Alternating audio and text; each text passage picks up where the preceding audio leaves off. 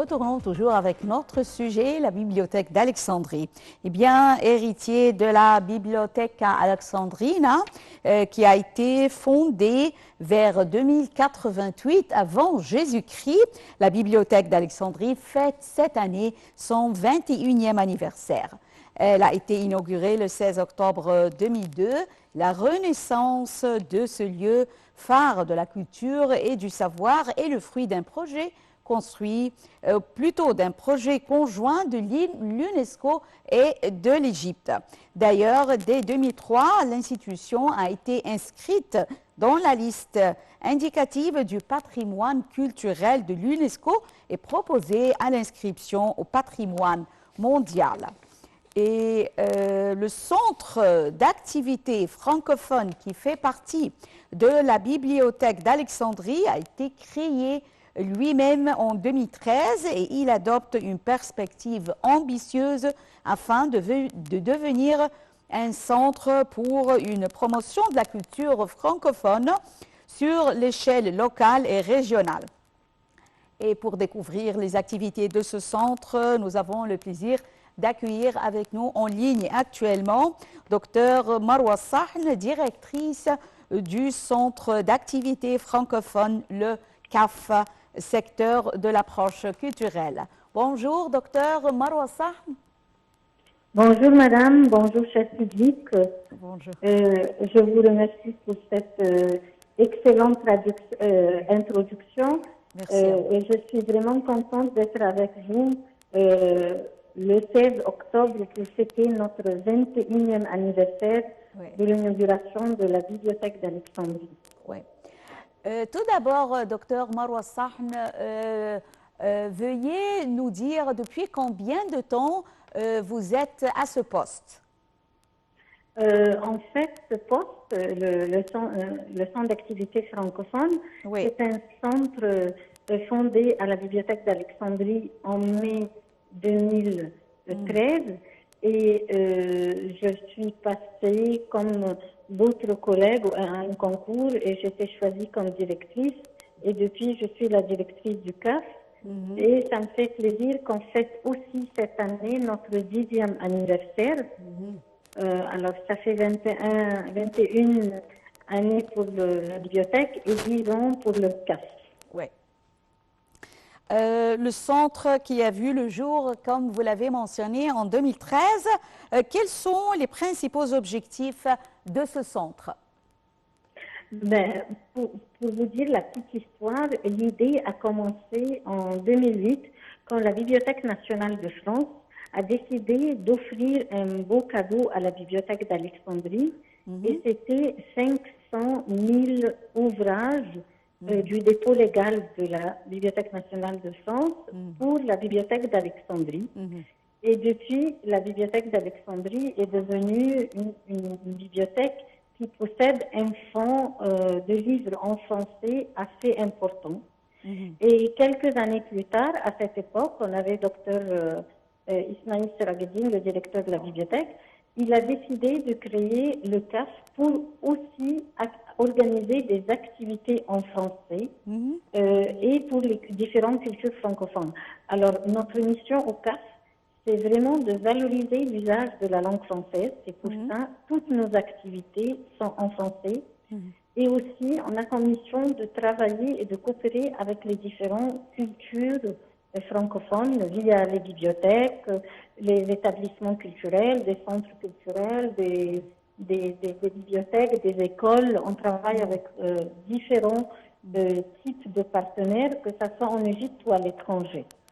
Veuillez nous donner plus de détails sur les activités de ce centre d'activité francophone qui se trouve à Alexandrie. Ben, en fait, quand nous avons commencé, nous avons réfléchi à comment valoriser le fonds des livres, mais aussi de le faire d'une manière interactive, intelligente, pousser le public à venir découvrir la bibliothèque et participer à différentes activités. C'est pour ça que nous organisons des ateliers, des conférences, des colloques, des cénacles pour les chercheurs, des festivals de cinéma, des festivals d'artisanat, des visites. On reçoit pas mal de visites d'Alexandrie ou de l'étranger. Ouais. Et on essaye de travailler avec les différents tranches d'âge francophones. C'est-à-dire, on offre des activités pour les scolaires, pour les universitaires, pour le grand public, pour les francophiles, les gens qui n'ont pas appris le français, mais qui aiment La langue. participer à des activités en français, mais qui ne sont pas très difficiles pour eux. Alors c'est pour ça qu'on fait des concerts, du théâtre, un peu tout ce qui est artistique et qui aide à la pratique à la langue, comme par exemple la musique, le fait de chanter en français, le théâtre, l'art oratoire. L'art oratoire, ça prend beaucoup d'ampleur maintenant. Oui. Et on a commencé à créer même un club d'art oratoire et encourager les lycéens à participer à des débats en français, tout en leur poussant à chercher dans les livres de la bibliothèque des sujets intéressants et de se débattre autour des thèmes en utilisant le fond de la bibliothèque et aussi de travailler en équipe, de faire de la recherche, de respecter la vie d'autres. Alors, toutes les activités que vous pouvez imaginer et qui poussent et qui encouragent et qui aident et à la pratique de la langue d'une manière orale et aussi à la recherche et à l'usage du fond de la bibliothèque. Comme ça, on les encourage. C'est-à-dire, par exemple, on a un atelier de photographie. Et cet atelier, il encourage les jeunes à visiter les musées de la bibliothèque, à acquérir le vocabulaire de chaque musée de la bibliothèque. Comme vous savez, on a le musée des antiquités, le musée de manuscrits, le musée de Sadet, on a des expositions permanentes. Alors, on ouvre ces musées et ces espaces artistiques aux participants de nos activités pour venir assister à un atelier de photographie. Alors, on les attire d'une manière indirecte à visiter comment vous et les à attirez? acquérir le vocabulaire de chaque catégorie d'âge. Oui. Oui, et à la fin, on fait une exposition avec les photos. Et on leur demande de nommer les photos avec leur nom. Alors, comme ça, ils sont intéressés de prendre des photos. Ils apprennent le nom de chaque statue, ou miniature, ou tapis, ou quel que soit le contenu de chaque musée. Ouais. Et ils doivent le savoir pour nommer les photos. Et puis, à la fin, on a une exposition. Cette activité de, par exemple, photographier ces statues, elle vise quel âge, quelle catégorie d'âge? Les enfants Plutôt ou bien scolaire, les jeunes? plutôt le niveau scolaire. Pour le niveau scolaire. Donc, vous Oui. avez plusieurs activités pour les différentes catégories d'âge. Oui, et on fait aussi des activités pour les Alexandrins parce que c'est plus facile, c'est plus fréquent de venir à la bibliothèque. Mais aussi, depuis la première année, on organise une formation qui s'appelle FEFE. La FEFE, elle cible les étudiants francophones de toutes les universités égyptiennes, hors Alexandrie et Caire.